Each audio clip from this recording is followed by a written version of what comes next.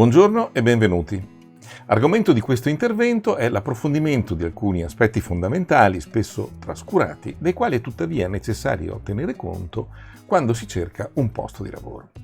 Nel corso della mia carriera ho svolto parecchi colloqui di lavoro sia come candidato che come esaminatore, composti sia da semplici quesiti che da prove attitudinali, ma quando ho operato da esaminatore soltanto un paio di volte mi sono trovato di fronte a candidati che mi hanno veramente stupito, che hanno superato le mie aspettative o quantomeno che le hanno soddisfatte. Chiariamo subito un aspetto: apprendere come presentarsi e quali tecniche utilizzare per colpire il nostro interlocutore è attività che ci accompagnerà per tutta la vita. Infatti ancora oggi io stesso invio curriculum che so perfettamente che nemmeno verranno letti o che se vengono letti magari verranno subito accantonati, se non addirittura cestinati. Quindi conosco perfettamente la materia di cui sto trattando e conosco quali siano i risvolti delle aspettative disattese riposte su una presentazione di un curriculum che con leggerezza viene cestinato. Tuttavia l'esperienza al fianco degli imprenditori mi ha insegnato a individuare quali possono essere gli elementi e le aspettative dei datori di lavoro. Quindi su quali aspetti sia opportuno porre l'accento per sorprendere gradevolmente il nostro interlocutore.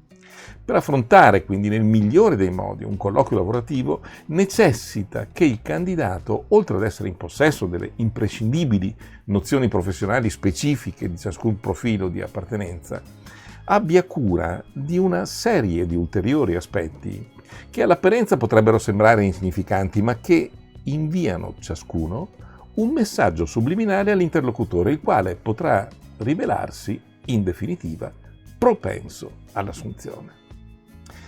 In sintesi, chi si propone a sostenere un colloquio per iniziare una collaborazione è indispensabile che si prefiguri cosa si può aspettare il suo interlocutore e che si prepari a stupirlo anticipando le risposte alle possibili richieste.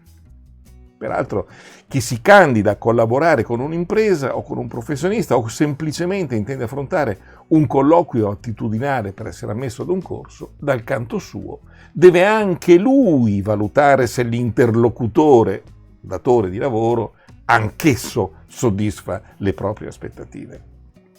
Insomma, necessita uscire da quel complesso di inadeguatezza di cui spesso e volentieri si soffre quando ci si sottopone a giudizio.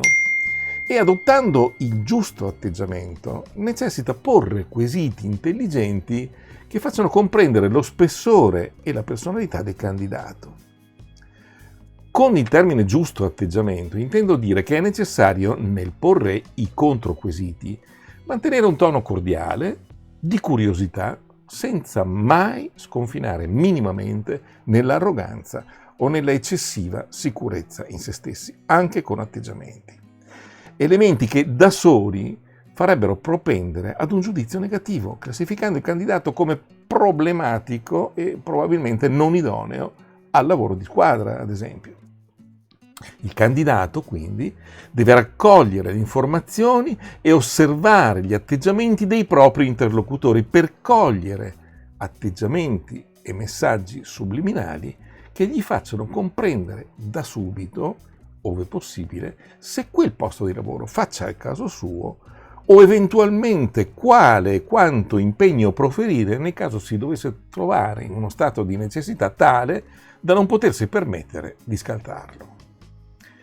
In altre parole, il colloquio di lavoro deve essere inteso come un trasferimento di informazioni reciproche, che andranno a costituire una valutazione reciproca dei due offerenti. Da un lato chi offre il lavoro e dall'altro chi offre il proprio tempo, le proprie energie, la propria vita.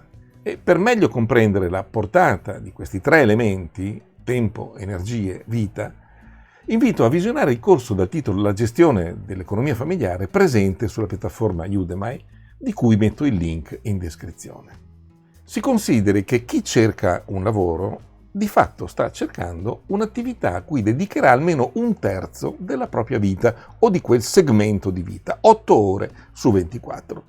E per meglio dire almeno metà del periodo di veglia, 8 ore su 16, considerato che almeno 8 ore al giorno si dorme.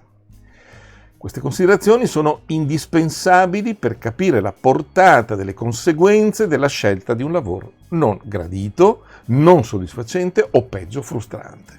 Ne va della qualità della vita che, non dimentichiamo, è una e irripetibile. Vediamo allora, alla luce di queste premesse, quali possono essere gli elementi su cui fare leva per cercare di aumentare le possibilità di successo nella ricerca di un lavoro gradito.